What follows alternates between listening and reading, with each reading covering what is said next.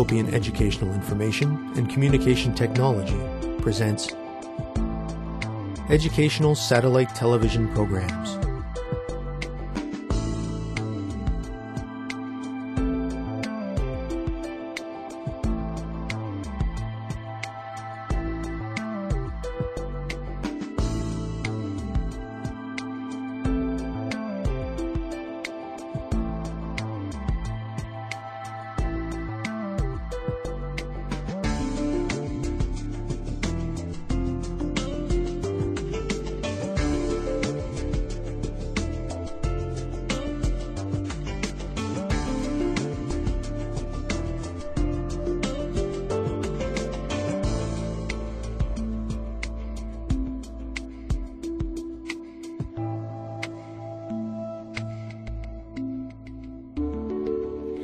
Hello, teacher. Hello, students. Welcome to today's lesson on the care and support for people living with HIV and AIDS. In our last lesson, we learned what HIV and AIDS are and how the disease directly affects Ethiopia.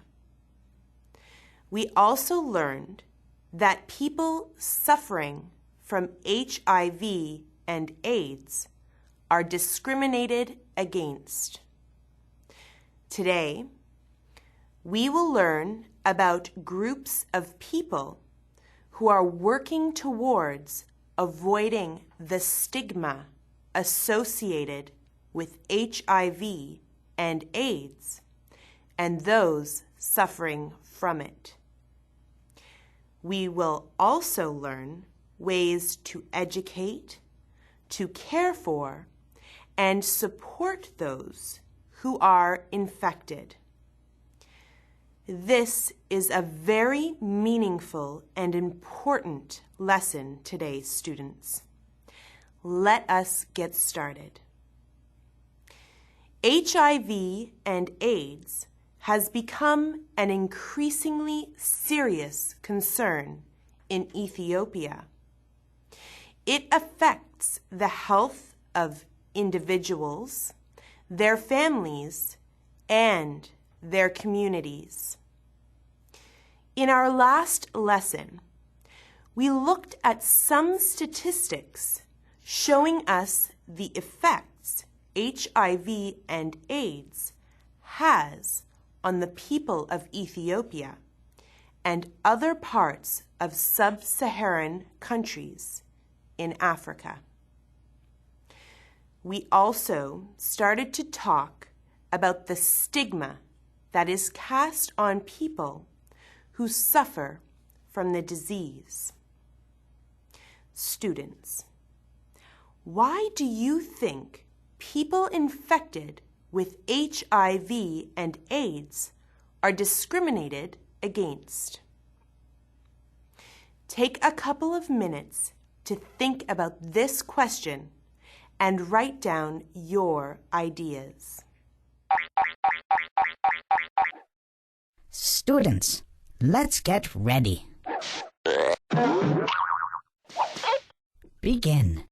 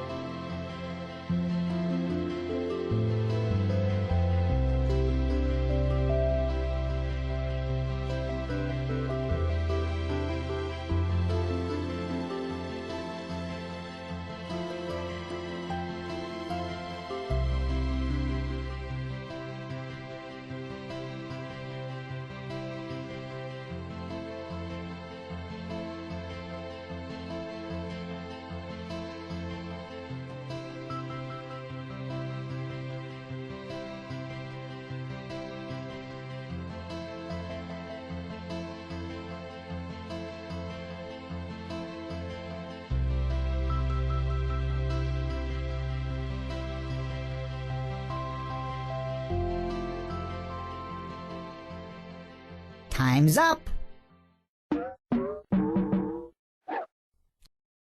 Let's get back to our lesson.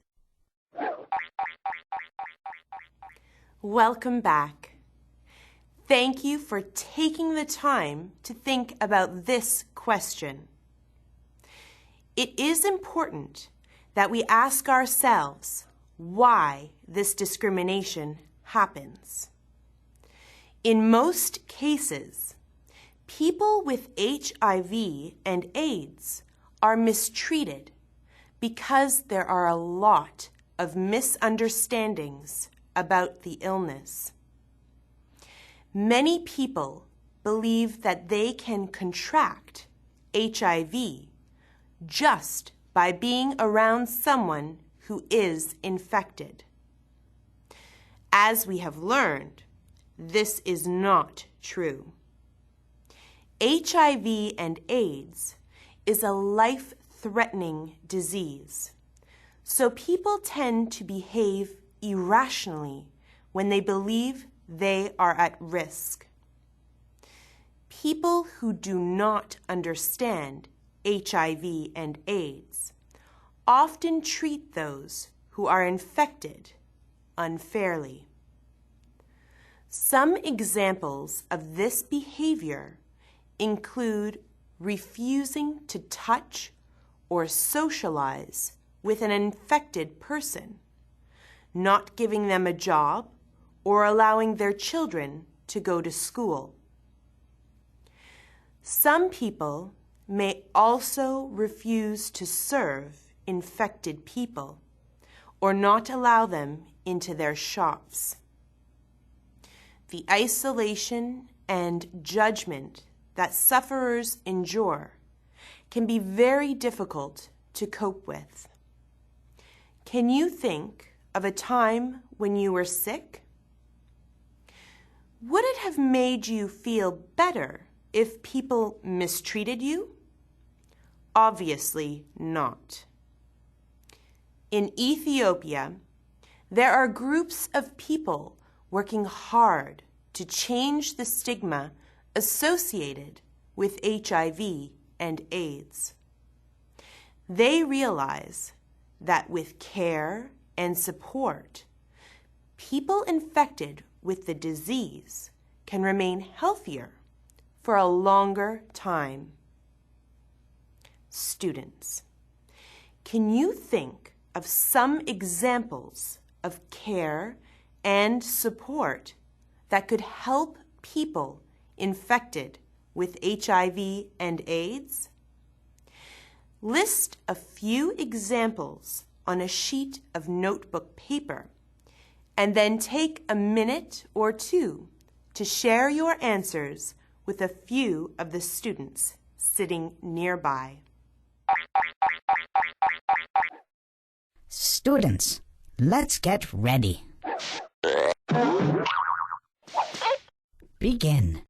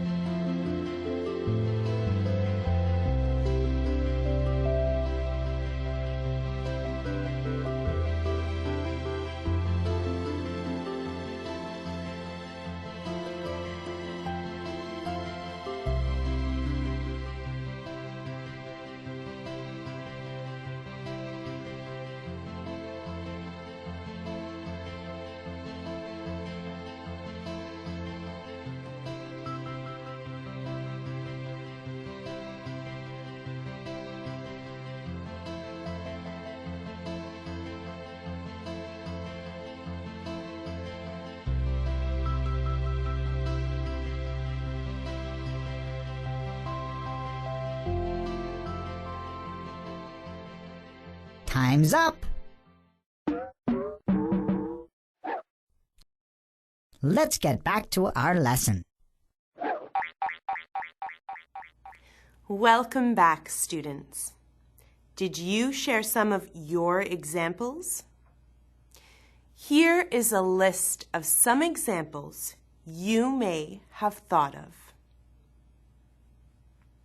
One example you might have listed is proper nutrition. People need to eat as well as possible.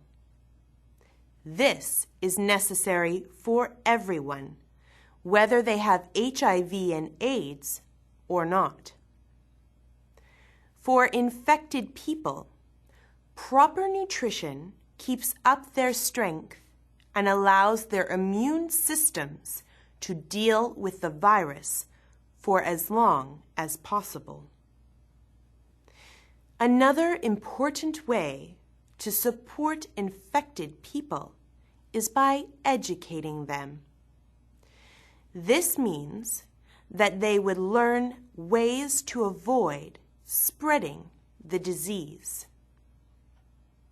Also, in Ethiopia, online resources are being developed for people who have HIV and AIDS and for the people who care for them. As more people have access to technology, such as computers and mobile phones, these programs are being developed with the hope that this information will become widely available. Education functions as an important role in limiting the number of people who contract HIV and AIDS in the future by informing them and avoiding any faulty concept about the disease. Voluntary counseling and testing services, or VCTs, are another necessary part of caring and supporting PLWHAs, or people living with HIV and AIDS. This service gives people counseling before and after they have an HIV test. This service is a process because it ensures people are prepared for the test, they understand their results, and then they know what to do afterwards. If the news is good because the test is negative, people can be shown how to avoid the risk of infection in the future. If the test is positive and the person has contracted HIV, he or she can learn how to live a longer, healthier life with the disease and how to avoid passing the virus on to others. Many efforts from both the Ethiopian government and the World Health Organization are being made to train people to become counselors and to encourage people to get tested. Government organizations and individuals are all working together to reduce the burden of HIV and AIDS on people and our country in hopes of a promising, healthy future. We have come to the end of our lesson, students. We learned very important information by discussing why people with HIV and AIDS are discriminated against and what is being done to put an end to unfair treatment. We also learned about voluntary counseling and testing services that provide care and support for people in Ethiopia. Until next time, thank you, teacher. Thank you, students.